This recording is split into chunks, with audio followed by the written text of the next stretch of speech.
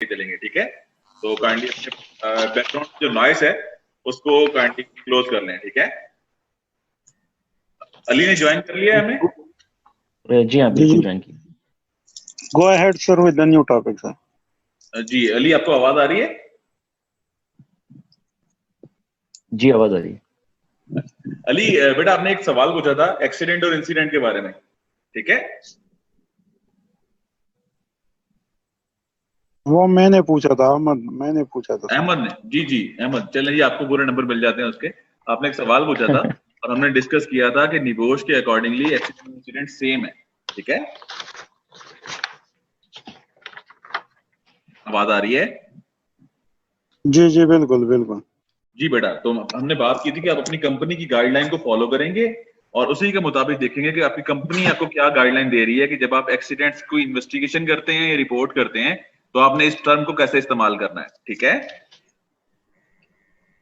Okay okay sir. अच्छा जी, NEBOSH भी यही रिकमेंड करता है जब आप रिपोर्ट राइटिंग करते हैं या असेसमेंट जब आप बनाएंगे तो आप एक्सीडेंट और इंसिडेंट को अल्टरनेटली यूज कर लेंगे, ठीक है।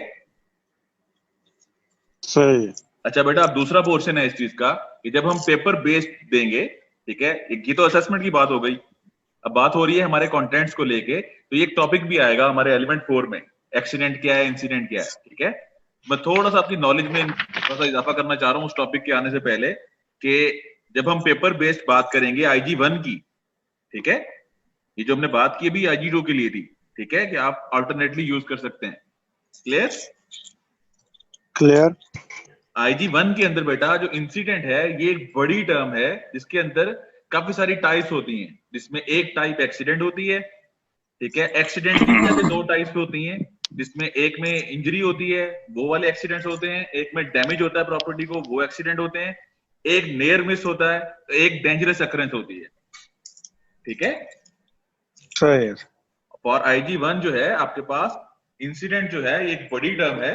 बेसिकली हर वो चीज इंसिडेंट की कैटेगरी में चली जाती है, हर वो इवेंट जो अनप्लैन्ड हो, अनडिजायर्ड हो। क्लियर? सही है सर जी, यही क्लियर, यही बात।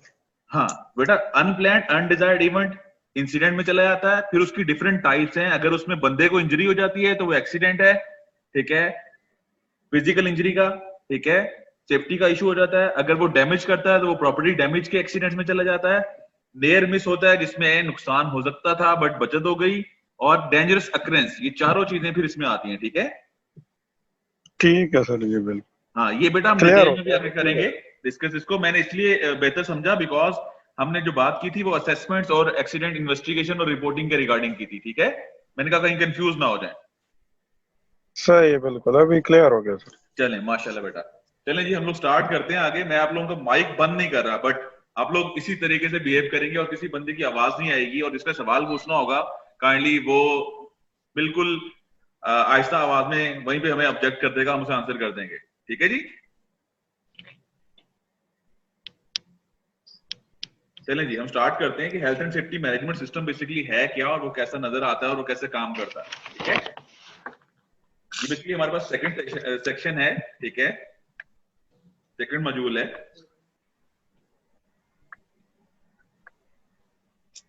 सर अभी IGC एलिमेंट 2 स्टार्ट होता है। जी बेटा 2 स्टार्ट कर रहे हैं हम, ठीक है। तो इसके अंदर बेसिकली हम पूरा मैनेजमेंट सिस्टम पढ़ेंगे।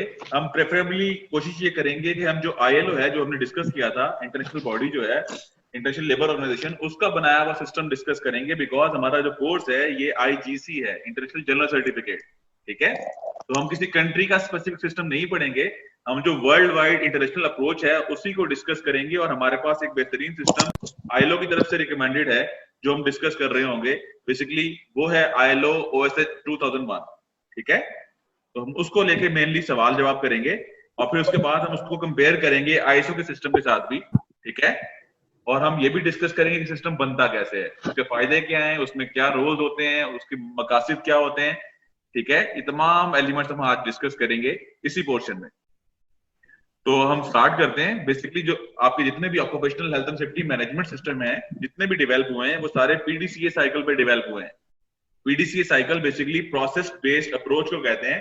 1920 में एक साइंटिस्ट थे बेटनी जिन्होंने ये डिजाइन किया था, क्लियर है जी? Sir, Yes. sorry sir, PDC, process PDCA development. बेटा, प्लान डू चेक एक्ट, ये साइकिल जो है ये बेसिकली बेसिक बिल्डिंग स्टोन है, इसी की बेस पे हर मैनेजमेंट सिस्टम डिजाइन किया जाता है, ठीक है? ये जो सिस्टम था PDCA, जिसे प्लानिंग डूइंग चेकिंग एक्टिंग का व्हील भी कहते हैं, कुछ लोग इसे लाइफ साइकिल भी कहते हैं, कुछ लोग इसे PDC साइकिल भी कहते हैं छोड़ दे बस, जी। वो पानी कौन देगा? ये म्यूट कर दे, सारे म्यूट कर दे, किसी को जी क्वेश्चन बेटा, होगा मैंने तो म्यूट आगे कर होगा। दिया है, आप बेफिक्र हो जाएं, बेफिक्र हो जाएं, जो ही आपकी आवाज आएगी आप म्यूट हो जाएंगे ऑटो पे, टेंशन ना लें आप। तो PDC साइकिल जो है बेसिकली वेटनी ने डिजाइन किया था 1920 में, और ये प्रोसेस बेस्ड अप्रोच है और सबसे इफेक्टिव अप्रोच है किसी भी मैनेजमेंट सिस्टम को बनाने के लिए, ठीक है? इसमें 4 पोर्शन होते हैं, ठीक है? पहला पोर्शन जो होता है वो प्लानिंग का होता है, जिसमें आप प्लान करते हैं हर वो चीज जो आपने करनी है इन फ्यूचर, उसको प्रेजेंटली बैठ के प्लान करते हैं। और सेफ्टी के अंदर जो बेहतरीन अप्रोच होती है वो प्रोडक्टिव अप्रोच है, और वो स्टार्ट होती है आपके प्लानिंग से, और आप हमेशा सेफ्टी को इंडल्ज करेंगे प्लानिंग फेज में। तो प्लानिंग के अंदर आपने तमाम चीजों की प्लानिंग कर ली कि आपकी पॉलिसी क्या होगी, आपके एम्स क्या होंगे, आपके ऑब्जेक्टिव्स क्या होंगे, आप हैजर्ड्स या रिस्क को कंट्रोल कैसे करेंगे, कौन कौन सा बंदा क्या क्या ड्यूटीज कर रहा होगा, ठीक है? और आपके ऊपर लीगल इंप्लीकेशंस कौन सी हैं, आप अपने सिस्टम को कैसे चलाएंगे। डूइंग के अंदर हम क्या करते हैं, जो प्लान किया है उसी को इंप्लीमेंट करते हैं, और चेकिंग के अंदर हम वहां से डाटा कलेक्ट करके देखते हैं कि हमारी परफॉर्मेंस सही जा रही है या नहीं, और अगर नहीं जा रही होती तो फिर एक्टिंग के अंदर हम उसे इंप्रूव कर लेते हैं। जो डिटेल में हम डिस्कस करेंगे वो है ये ILO OSH 2001, ये occupational health and safety management system है जो design and developed by ILO है। तो हम इसको ज्यादा डिस्कशन करें में लेके आएंगे और इसका कंपैरिजन करेंगे ISO के साथ, बिकॉज ये सिस्टम इंटरनेशनली हमें प्रोवाइड किया गया है ILO से, और मैक्सिमम चांसेस हैं कि इसमें से और ISO 45001 में से ही आपके क्वेश्चंस आएंगे, ठीक है? तो इसमें बेसिकली डिफरेंट पोर्शंस हैं, एक पॉलिसी सेक्शन है, एक ऑर्गेनाइजिंग है, प्लानिंग एंड इम्प्लीमेंटेशन है, एवेल्युएशन है, एक्शन फॉर इंप्रूवमेंट है, और ओवरऑल ऑडिट है। तो जिस तरह पिक्चर भी आपको नजर आ रही होगी, ठीक है? इसके अंदर अगर आप देखें तो ये सारे जो एलिमेंट्स हैं, इसमें सबसे इंपॉर्टेंट एलिमेंट जो है वो पॉलिसी से स्टार्ट होता है, बिकॉज मैनेजमेंट डिसाइड करती है, कमिटमेंट बनाती है अपनी कि हेल्थ एंड सेफ्टी की प्रायोरिटी क्या होगी और उनके गोल्स क्या होंगे। ऑर्गेनाइजिंग सेक्शन जो है इसको भी हम आगे डिटेल में देखेंगे, जिसमें अंदर बेसिकली ऑर्गेनोग्राम होता है कंपनी का, कि रोल्स एंड रिस्पॉन्सिबिलिटीज एलोकेट की जाती हैं। और थर्ड और सबसे इंपॉर्टेंट जो पोर्शन है आपका वो है प्लानिंग एंड इम्प्लीमेंटेशन, बिकॉज ये जो प्लानिंग पोर्शन है ये बेसिकली की होता है किसी भी मैनेजमेंट सिस्टम के अंदर, क्योंकि अगर कोई भी चीज खराब होती है या अच्छी होती है या अच्छे रिजल्ट देती है, ठीक है, तो इसका मतलब प्लानिंग ठीक है। अगर कोई भी चीज आपकी रिक्वायरमेंट्स को पूरी नहीं करती, जो आपने प्लान की थी उसके मुताबिक रिजल्ट्स नहीं मिल रहे आपको, ठीक है, तो वो प्लानिंग का फेलियर होता है।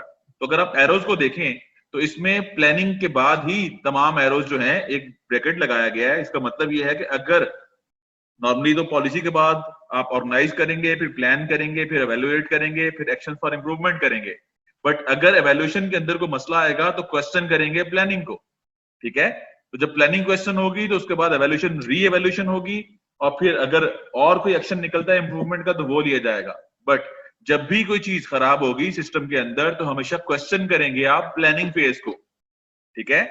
और ऑडिट जो है वो ओवरऑल पूरे सिस्टम का होता है, बेसिकली एक एक्टिविटी है, एक ऑर्गेनाइज्ड वे है जिसमें क्रिटिकली एवेल्युएट किया जाता है मैनेजमेंट सिस्टम को कि इसकी रिक्वायरमेंट्स क्या थी। लाइक अगर हम बात करते हैं ILO OSH की, तो इसका ऑडिट अगर हमने करना होगा तो हमें जो रिक्वायरमेंट्स हैं ILO ने सेट की हैं रिगार्डिंग OSH 2001, उसको लेके इसी सिस्टम को क्वेश्चन करेंगे हम, ठीक है, कि ये सिस्टम क्या है, क्या ये रिक्वायरमेंट्स पूरी कर रहा है नहीं कर रहा, क्या जिस मकसद के लिए इसे लगाया गया था वो अचीव हो रहा है नहीं हो रहा। इस एक्टिविटी को ऑडिट कहते हैं, ठीक है? ये हम डिटेल में भी पढ़ेंगे आगे, ठीक है? तो बेसिकली ऑडिट ये होता है और सिस्टम ये है। अगर आपसे कोई सवाल पूछता है कि इसके मेजर पोर्शन या एलिमेंट्स कौन कौन से होते हैं इस सिस्टम के, तो policy, organising, planning and implementation, evaluation, action for improvement and audit. याद रखें ये तमाम के तमाम एलिमेंट्स जो नजर आ रहे हैं ये सब इसका पार्ट है, ठीक है? अगर सवाल आता है इन तमाम पार्ट्स का तो आप इन सबको लिखेंगे, नॉमिनेट करेंगे वहां पे।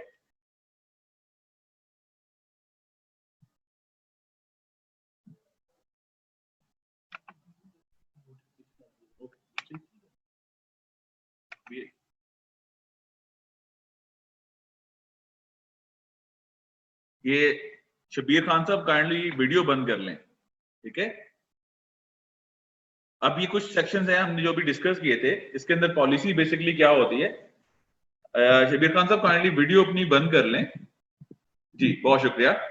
पॉलिसी के अंदर बेसिकली आपकी कमिटमेंट होती है कि आप क्या हैं, आपका विजन होता है, आप क्या हैं, क्या करना चाहते हैं, ठीक है, आपका मकसद क्या है हेल्थ एंड सेफ्टी को लेके, आप उसको क्या प्रायोरिटी देने वाले हैं।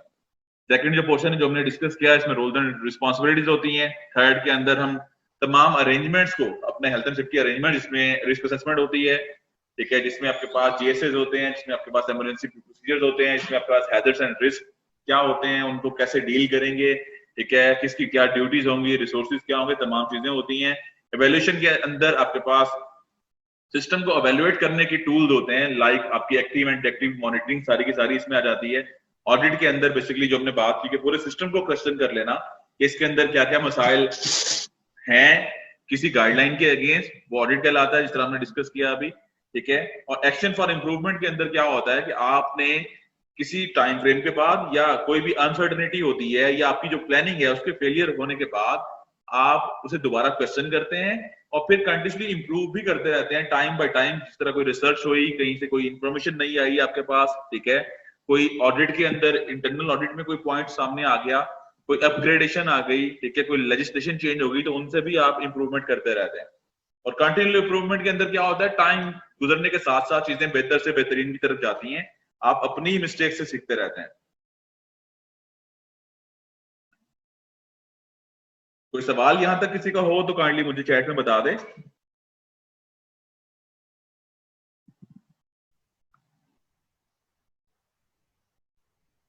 ये बेसिकली हमारे पास आईएसओ का सिस्टम आ गया, इंटरनेशनल ऑर्गेनाइजेशन फॉर स्टैंडर्डाइजेशन।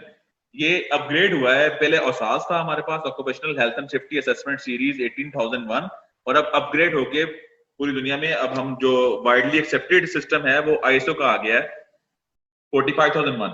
इसके अंदर बेसिकली क्लॉजेज होते हैं, जिस तरीके से हमने, अगर आप देखें स्क्रीन के ऊपर, तो जो ऑक्यूपेशनल हेल्थ एंड सेफ्टी का आईएलओ का डिजाइन करता सिस्टम है, इसके अंदर डिफरेंट एलिमेंट्स बने हुए हैं, ठीक है। सेम इसी तरीके से हमारे पास जो आईएसओ का सिस्टम है, इसके अंदर डिफरेंट क्लॉजेज हैं, हर क्लॉज एक एलिमेंट है और उसकी कुछ रिक्वायरमेंट्स हैं, और सिस्टम पूरे को इंश्योर करने के लिए हमें उस क्लॉज की एलिमेंट्स की रिक्वायरमेंट्स को पूरा करना पड़ता, ठीक है।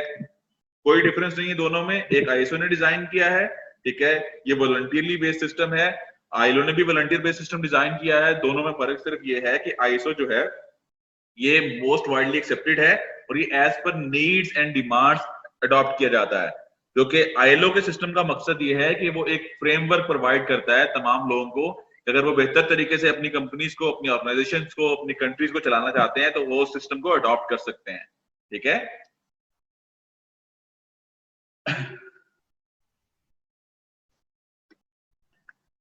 अच्छा जी, अब हम बात कर रहे हैं कि मैनेजमेंट सिस्टम कैसे काम करता है, हेल्थ एंड सेफ्टी पॉलिसी क्या होती है, ठीक है। तो बेसिकली सबसे इंपॉर्टेंट ये पॉइंट होता है, ठीक है, ये बहुत इंपॉर्टेंट डॉक्यूमेंट होता है जो मैनेजमेंट सिस्टम की बुनियाद रखता है। बेसिकली आपके एम्स होते हैं, किसी भी कंपनी का विजन आप समझ लें, उसे पॉलिसी कहते हैं आपकी हेल्थ एंड सेफ्टी की, ओवरऑल विजन क्या है उनका, ठीक है। फिर इसके अंदर आप एम सेट करते हैं, एम्स के अंदर फिर आगे आप ऑब्जेक्टिव सेट करते हैं, ठीक है, और फिर आप ये देखते हैं कि यार मेरी रिक्वायरमेंट्स क्या हैं, ठीक है, उनके मुताबिक क्या ये अचीवेबल है या नहीं है, जिनको हम स्मार्ट ऑब्जेक्टिव्स भी कहते हैं, जो हम आगे डिटेल में पढ़ेंगे।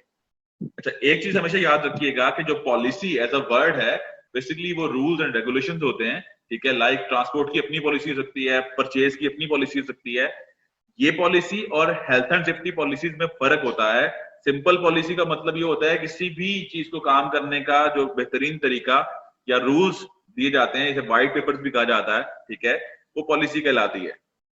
अब जो पॉलिसी आपकी हेल्थ एंड सेफ्टी से रिगार्डिंग है या मैनेजमेंट सिस्टम के अंदर है, ठीक है, वो हेल्थ एंड सेफ्टी के रिगार्डिंग पॉलिसी का मतलब है हेल्थ एंड सेफ्टी की रिक्वायरमेंट्स को सेट करना और उन्हें अचीव करना। क्लियर? तो जो पॉलिसी सेक्शन लिखा हुआ था आईएलओ के सिस्टम के अंदर, उससे कंफ्यूज नहीं होना, ठीक है। वो बेसिकली किसी भी जगह पे सेट रूल्स की बात कर रहा था, ठीक है, क्योंकि वो सिस्टम डिजाइन किया गया है आईएलओ की तरफ से एक जनरल गाइडलाइन के तौर पे, ठीक है। अच्छा, अब एक डिस्कशन का पॉइंट है, सवाल है जनाब के हेल्थ एंड सेफ्टी पॉलिसी जो है वो दो कंपनी की डिफरेंट क्यों होगी, ठीक है। और सेकंड हमारे पास एक डिस्कशन पॉइंट ये है कि जी क्या एक तरह की पॉलिसी हर कंपनी के लिए चलनी जाएगी, ठीक है। तो मैंने आपकी आसानी के लिए दोनों को जो है वो मैंने आगे कोशिश की है कि उसमें वो बयान कर दूं। तो अगर कोई इसमें डिस्कशन करना चाह रहा है मुझे मैसेज में लिखे, ठीक है, ताकि हम इसको ओपन कर सकते हैं, अगर कोई चाह रहा है डिस्कस करना।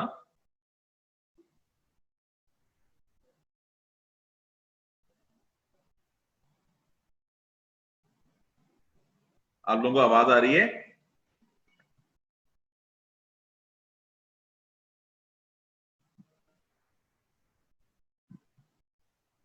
चलें जी, मैं आप लोगों को अनम्यूट कर रहा हूं, ठीक है, ताकि फिर हम इसको डिस्कस कर लें।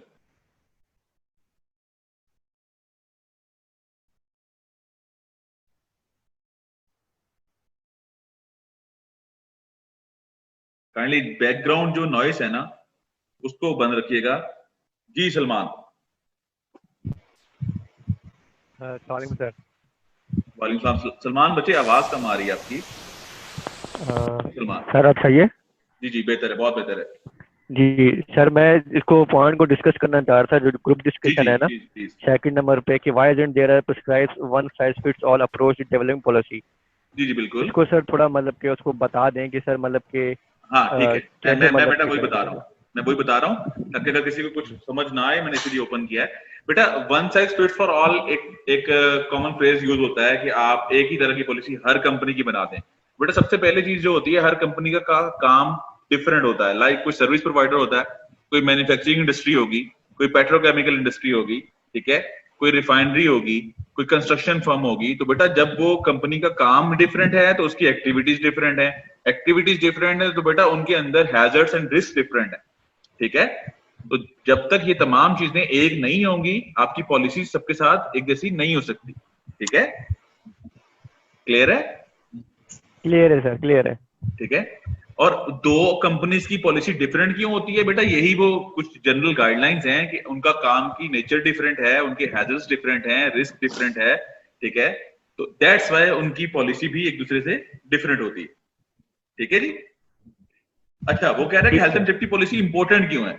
इसलिए इंपॉर्टेंट है बेटा कि ये बेसिकली फर्स्ट स्टेप होता है, ये आपकी कमिटमेंट बताती है, ये आपका विजन सेट करती है कि आपकी कंपनी जो है सेफ्टी को कितनी प्रायोरिटी देती है और कितना इन्वेस्ट करना चाहेगी उस पर, ठीक है। तो ये बहुत जरूरी है। और वो कह रहे हैं कि डिफरेंट पॉलिसी जो है वो एक तरह का काम कर रही है कंपनी, उनकी पॉलिसी डिफरेंट हो सकती है। क्यों होती है? तो अगेन वही वाली बात कि देखो कंपनी बेशक एक ही काम कर रही हो, बट टेक्नोलॉजी का चेंज होना हैजर्स को चेंज कर देगा, एक्टिविटीज का चेंज होना। एक जगह पे ऑटोमेशन लगी हुई है वही काम के लिए, एक जगह मशीनरी है, ठीक है। एक जगह पे एक काम करने के लिए फोर्कलिफ्ट यूज होता है, एक जगह पे इंसान यूज होते हैं। तो बेटा जब भी हैजर्ड एंड रिस्क डिफरेंट हो जाएंगे, ठीक है, आपकी असेसमेंट डिफरेंट हो जाएंगी, आपकी टूल्स और इक्विपमेंट टेक्नोलॉजी डिफरेंट हो जाएगी, ठीक है, आपका एनवायरमेंट डिफरेंट हो जाएगा, लोगों की कॉम्पिटेंसी का लेवल डिफरेंट हो जाएगा, बेटा आपका काम करने का तरीका बदल जाएगा, ठीक है। और हर कंपनी के अपने टारगेट्स और गोल्स बदल जाएंगे, ठीक है। दैट्स व्हाई डिफरेंट पॉलिसी होती है। सॉरी सर यहाँ पे एक क्वेश्चन है कि why is important health and safety policy. जी बेटा अभी यही डिस्कस किया है हमने सर, वो लास्ट सेकंड पॉइंट की ना सर, फर्स्ट पॉइंट सर, ये व्हाई इज ऑर्गेनाइजेशन। जी बेटा अभी मैंने बताया कि बेसिक स्टोन है, ये विजन सेट करता है, ये कमिटमेंट शो करता है आपकी, ठीक है। और बेसिकली आईएलओ जो है उसकी एक रिकमेंडेशन है, वो भी आपसे डिमांड करती है कि आप पॉलिसी बनाएं, बिकॉज ये सिस्टमैटिक वे है चीजों को करने का। देखो तुमने अगर अपना गोल ही नहीं बनाया, अपना एम ही सेट नहीं किया, तो तुम अचीव क्या करोगे? ये शो करता है कि मैनेजमेंट कमिटेड है हेल्थ एंड सेफ्टी के ऊपर, वो रिसोर्सेज भी देगी, बिकॉज जब वो पॉलिसी बनाएगी तो वो एम्स बनाएगी, एम्स बनाएगी तो ऑब्जेक्टिव सेट करेगी, ऑब्जेक्टिव सेट करेगी तो ऑब्जेक्टिव अचीव करने के लिए रिसोर्सेज भी देगी, ठीक है। दैट्स व्हाई ये बहुत इंपॉर्टेंट है। क्लियर? Thank you sir. अच्छा, हमजा का एक सवाल है। एक्सक्यूज मी जी कौन है? सर, प्रकाश। जी प्रकाश बेटा एक मिनट, हमजा का एक सवाल है। हमजा आपको आवाज आ रही है? हमजा आपको आवाज आ रही है? जी प्रकाश आप बात करें। Sir, we can say that these policies can help us to increase the level of growth in company. मतलब हम ये बोल सकते हैं कि आपकी आवाज ये चीजें क्लियर नहीं हो रही। सर, हम ये चीज बोल सकते हैं कि ये पॉलिसीज हमारी कंपनी को आगे ग्रोथ में हेल्प करती हैं। बेटा बेटा देखें, याद रखें, पॉलिसी के बहुत सारे फायदे हैं, सिर्फ एक नहीं है। हम बात कर रहे हैं, बिल्कुल आप बोल सकते हैं, ठीक है, ग्रोथ में फायदा देती है, किस तरह देगी, बिकॉज आप इंप्रूव कर रहे हैं अपने आप को, ठीक है, बिकॉज आप फोकस In कर रहे हैं market. सेफ्टी पे, ठीक है। Safety culture improve. बेटा देखो, कमिटमेंट जो है ना मैनेजमेंट की, वो नजर ही यहां से आती है ना। तो जब तक कमिटमेंट नहीं होगी बेटा, कल्चर बनेगा नहीं, ठीक है जी। अच्छा, हमजा का एक सवाल है कि अगर नेचर कंपनी की सेम है, देखिए बेटा, दो सर्विस प्रोवाइडर हैं, फर्ज करें, मैं एग्जांपल देता हूं, दो ऐसी कंपनीज हैं जो दोनों कंस्ट्रक्शन करती हैं, ठीक है। एक पे आप डिफरेंट ऑपरेशंस करने के लिए मशीनरी यूज करते हैं, एक पे इंसानों को यूज करते हैं, तो बेटा रेंज जो है हैजर्ड्स की और रिस्क की, वो चेंज हो जाएगी, ठीक है। दैट्स वाई हर कंपनी की कस्टमाइज पॉलिसी होगी, ठीक है, क्योंकि वहां पे रेंज हैजर्ड्स की डिफरेंट हो रही है। क्लियर है?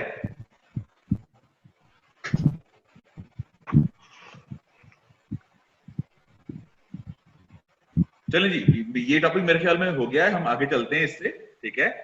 ये देखें, आईएलओ का एक रिकमेंडेशन है R164। मैंने आपको डिटेल में बताया था कि कन्वेंशन और रिकमेंडेशन क्या होते हैं, ठीक है। रिकमेंडेशन बेसिकली यूके लॉ की अगर आप कंपैरिजन में लेके चलें तो ये भी एक लीगल रिक्वायरमेंट बन जाती है, ठीक है। तो इंटरनेशनली जो अप्रूवन नेशंस के लिए जो अप्रूव करती हैं, जो इस रिकमेंडेशन को या इस कन्वेंशन को फॉलो करती हैं, उनके लिए पॉलिसी बनाना जरूरी है, लाजमी है, लीगल रिक्वायरमेंट है, ठीक है। कहां पे? वो कह रहा है कि जहां पे आपको इसकी रिक्वायरमेंट है तो आपको पॉलिसी डिजाइन करनी है, डेवलप करनी है। यूजुअली क्या होता है, 5 या 5 से ज्यादा लोग, यूके लॉ ये डिमांड करता है जनाब, अगर 5 से ज्यादा अपने एम्प्लॉय हायर कर लिए हैं तो अब आप पॉलिसी बनाएंगे और अब आप बताएंगे सिस्टमेटिकली कि आपने इनको बचाने के लिए क्या क्या अरेंजमेंट्स किए हैं, ठीक है। तो हमारे पास अब जो जो रिक्वायरमेंट आती है आईएलओ की, वो ये कहती है कि सिर्फ पॉलिसी नहीं बनाएंगे, उसकी जुबान भी ऐसी होनी चाहिए जो सबको समझ भी आए। ये ना हो कि आपके पास सारे पढ़े लिखे लोग हैं नहीं, वो उर्दू भी नहीं जानते और आपने इंग्लिश में पॉलिसी लगा के पब्लिश कर दी, ठीक है। तो अगर ऐसी कंडीशन है तो फिर बाई लैंग्वेज कर लें या फिर उस जुबान में लगाएंगे जिस जुबान में वर्कर्स को समझ आती है, ठीक है। क्योंकि पॉलिसी लगाने का मकसद ये होता है कि हर बंदे को पता है कि आपका एम क्या है, क्योंकि जब तक आप उसे एम क्लियर नहीं करेंगे वो ऑनरशिप नहीं लेगा, उसे नहीं पता होगा उसकी ड्यूटीज क्या है, ठीक है। जब उस किसी इंसान को ये नहीं पता कि उससे एक्सपेक्ट क्या किया जा रहा है, वो कभी भी वो परफॉर्म नहीं कर सकता। अब नॉर्मली जो हेल्थ एंड सेफ्टी पॉलिसी है उसके 3 पार्ट्स होते हैं, उसमें 3 हिस्से होते हैं, ठीक है। पहला पोर्शन जो होता है स्टेटमेंट ऑफ इंटेंट, जिसे बेसिकली विजन भी कहा जाता है, ठीक है। सेकंड, इसी पॉलिसी का ही सेकंड पार्ट होता है ऑर्गेनाइजेशन, या इसको ऑर्गेनोग्राम या ऑर्गेनाइजिंग भी कहते हैं, जिसके अंदर बेसिकली हम डिटेल में डिस्कस करेंगे कि रोल्स एंड रिस्पॉन्सिबिलिटीज एलोकेट की जाती हैं, ठीक है। पहले पोर्शन के अंदर हमने एम सेट किया कि मेरा गोल क्या होगा, और ऑब्जेक्टिव सेट किए कि मैं इस साल में क्या क्या चीजें अचीव करूंगा, ठीक है। विजन बेसिकली आपका लॉन्ग टर्म प्लान होता है, जिसमें एक कंपनी जब बनती है तो वो किसी विजन को लेकर डेवलप होती है। लाइक फर्ज करें, एक कंपनी है जो काम कर रही है ऑयल एंड गैस में या कहीं पे भी, ठीक है, वो उसका विजन ये है कि सबसे बेस्ट क्वालिटी सर्विसेज देना, ठीक है, और अपने बंदों को सेव करना और जीरो हार्म और जीरो इंजरी अचीव करना। तो ये उसका विजन है, because zero harm zero injury ये आइडियल कंडीशन है, ठीक है। तो उनकी ये बात, ये सोच, ये एक इंटेंशन को जाहिर करती है और इंटेंशंस को एम कहा जाता है। अब जीरो हार्म जीरो इंजरी का अगर एम रख लिया है, ठीक है, तो फिर अब उसके लिए क्या होगा कि वो ऑब्जेक्टिव सेट करेंगे, मींस उनके ऑब्जेक्टिव जो होंगे वो शुड बी स्मार्ट, कि ये तो हमारा विजन हो गया कि जीरो हार्म जीरो इंजरी हम अचीव करेंगे, तो फिर इस विजन को वो ब्रेकअप करेंगे डिफरेंट 1 ईयर प्लान में, 2 ईयर प्लान में, 5 ईयर प्लान में, 10 ईयर प्लान में। तो इसमें वो करेंगे क्या बेसिकली कि हर साल के अंदर इस विजन को अचीव करने के लिए कुछ गोल्स और टारगेट्स रखेंगे, ठीक है, और फिर उसको और रीप्लान करेंगे उसे मंथ में, मंथ के बाद वीक्स में, वीक्स के बाद डेज में, ठीक है।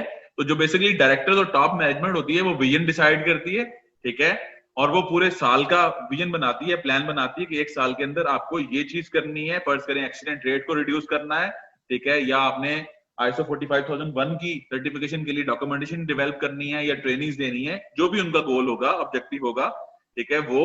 और फिर जो मिडिल मैनेजमेंट होती है, सुपरवाइजरी स्टाफ, वो डेली या वीकली प्लान करता है ये जो टास्क उन्हें मिले हैं, जो मैनेजमेंट ने डिसाइड किए एक साल के लिए, उनको कैसे वो वीकली और मंथली प्लान करेंगे ताकि वो जो गोल है एक साल का जो मैनेजमेंट ने सेट किया है वो अचीव हो जाए, ठीक है, ताकि उनका जो इंटेंशन है, जो एम है ओवरऑल, वो अचीव हो सके, ठीक है। यहीं तक करके अभी मैं आपको अनम्यूट कर रहा हूं ताकि अभी हम ब्रेक करेंगे, ठीक है, और आपके पास 3 से 4 मिनट अभी होंगे अगर आपने कुछ डिस्कस करना है, ठीक है। काइंडली 1 बाय 1 अगेन आपसे हमें ये हेल्प चाहिए, फेवर चाहिए कि आप 1 बाय 1 सारे लोग पार्टिसिपेट कर सकते हैं अब, ठीक है। मैंने अनम्यूट कर दिया आपको। अगर यहां तक जो हमने पढ़ा है अभी, इससे आगे अभी हम चलेंगे, ठीक है, आपको ब्रेक की तरफ भेजना है मैंने, तो यहां तक जो हमने पढ़ा है इसमें कोई चीज जो समझ नहीं आई हो बेटा, 1 बाय 1। सर मेरा एक सवाल है, जैद हुसैन बात कर रहा हूँ। जी बेटा, कैसे हैं आप, ठीक हैं? अल्हम्दुलिल्लाह सर, खैरियत से। सर मैं एक सवाल ऐसे जनरल है कि सेफ्टी लिटरेसी से उसको आप रिलेट कर सकते हैं, अगर कहीं पे हम साइट पे काम कर रहे हैं जहाँ पे लिटरेसी रेट 0 है, मतलब पढ़ लिख नहीं सकते, तो वहाँ पे पॉलिसी हम उनको कैसे लिख के देंगे या क्या करेंगे? बेटा उनको समझाना मकसद होता है, ठीक है जी सर। वो अंडरस्टैंड करे, वो उसको ओबे करे। बेटा मकसद हमारा क्या है, उस बंदे को बचाना। अगर वो आपकी बात पॉलिसी आपसे समझाते हैं कि भाई आप हेलमेट पहनोगे, आप जैकेट पहनोगे, आपकी पॉलिसी में ये नहीं लिखा, पॉलिसी में लिखा हुआ है कि आपने एक्सीडेंट रेट बचाना है, बंदों को चोट ना लगे।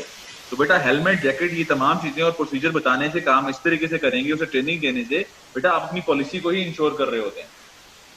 ठीक है सर। जी बेटा, कोई और? सर जी आप पिछले स्लाइड में था एक कंटिन्यूअल इम्प्रूवमेंट, एक कंटिन्यूअल और कंटिन्यूअस में क्या फर्क है? हाँ बेटा, बहुत बहुत ज्यादा फर्क है बेटा। जो कंटिन्यूअल इंप्रूवमेंट होती है ना बेटा, वो उसका मतलब ये होता है ग्रेजुअल इंप्रूवमेंट। लाइक आपने प्लान, डू, चेक का जो पूरा ब्लॉक देखा होगा, उसमें प्लान करके आपने वेट किया, ठीक है, आपने अपनी प्लान को दोबारा री इंश्योर किया कि इसमें कोई कमी कोताही तो नहीं रह गई, क्या मैं इसको और इंप्रूव कर सकता हूँ, ठीक है, और देन आपने अपना डूइंग फेज शुरू किया। जो कंटिन्यूस इंप्रूवमेंट होती है उसमें PDCA कंप्लीट होने के बाद सिस्टम को देखा जाता है, ठीक है। तो ये हर आपका जो पोर्शन कंप्लीट होगा, जो फेज है प्लानिंग का, उसके बाद आप रुक जाएंगे, पहले प्लानिंग को री इंश्योर करेंगे और उसको बेहतरीन करेंगे, क्लियर। तो ये अप्रोच इसमें ग्रेजुअली हर पोर्शन कंप्लीट करने के बाद रुक के उसकी गलतियों को आइडेंटिफाई करना और इंप्रूव करना, ये कंटिन्यूअल कहा जाता है। और अगर आप PDCA कंप्लीट करने के बाद चेक करते हैं तो बेटा ये कंटिन्यूअस कहलाएगा, क्लियर? सही है, क्लियर क्लियर। हर पार्ट कंप्लीट करने के बाद फिर चेक करने के बाद बेटा हर पेज प्लानिंग तुमने की, प्लानिंग के बाद तुमने उसे लगाने से पहले दोबारा उस पे अपनी तमाम पोर्शन को चेक कर लिया कि ये प्लानिंग है, ये फीजिबल है या नहीं है, क्या कानूनी तौर पे ये ठीक है, क्या मेरी बाकी रिक्वायरमेंट्स पूरी हो रही हैं, क्या मेरे क्लाइंट्स, मेरी मैनेजमेंट, तमाम की रिक्वायरमेंट्स पूरी हो रही हैं, क्या मेरे बंदे बच रहे हैं, ठीक है। अभी आपने देखो प्लानिंग करते ही उसे प्रैक्टिकली लगा नहीं दिया, आपने प्लान किया और री इंश्योर किया, ठीक है, तो आपको यकीनन कुछ ना कुछ मिलेगा और आप उसे इंप्रूव करोगे, ठीक है। सही है, ठीक है। क्वालिटी की टर्म्स है बेसिकली, ठीक है, इसको तुम क्वालिटी की बात करो तो पोका योग भी कहते हैं, ठीक है। ओके जी, कोई और? सर मेरा ये सवाल है कि ऑडिट का ये बता दें, एक बार और क्लियर कर दें। मैं अच्छा बेटा, ऑडिट एक क्रिटिकल एनालिसिस है किसी भी मैनेजमेंट सिस्टम का अगेंस्ट ऑडिट क्राइटेरिया। मींस अगर मैंने सिस्टम, हम बात करते हैं ISO 45001 की, ठीक है, अगर मैंने इसका ऑडिट करना है तो मैं 45001 के अंदर जो रिक्वायरमेंट्स लिखी गई हैं, ठीक है, जिसकी वजह से मैंने सिस्टम बनाया था, उन्हीं रिक्वायरमेंट्स को लेके जो सिस्टम बना हुआ है उसी को चेक कर लूंगा, ठीक है। तो वो रिक्वायरमेंट्स देखनी है कि ये सिस्टम इसके मुताबिक है या नहीं है तो कैसा है, इफेक्टिव है या नहीं है। ये एक्टिविटी जो पूरे सिस्टम को क्वेश्चन करे अगेंस्ट गाइडलाइन, इसे कहते हैं बेटा ऑडिट। ठीक है सर, ठीक है। चलें जनाब, अब आप लोग रेस्ट करें, आपको हम दोबारा 10 मिनट की ब्रेक दे रहे हैं। 10 मिनट के बाद आपको हम दोबारा एक लिंक शेयर करेंगे और हम दोबारा स्टार्ट करेंगे, क्लियर है जी? ठीक है सर, ठीक है। चलें जी, बहुत ठीक sir, thank you, thank you. Thank you.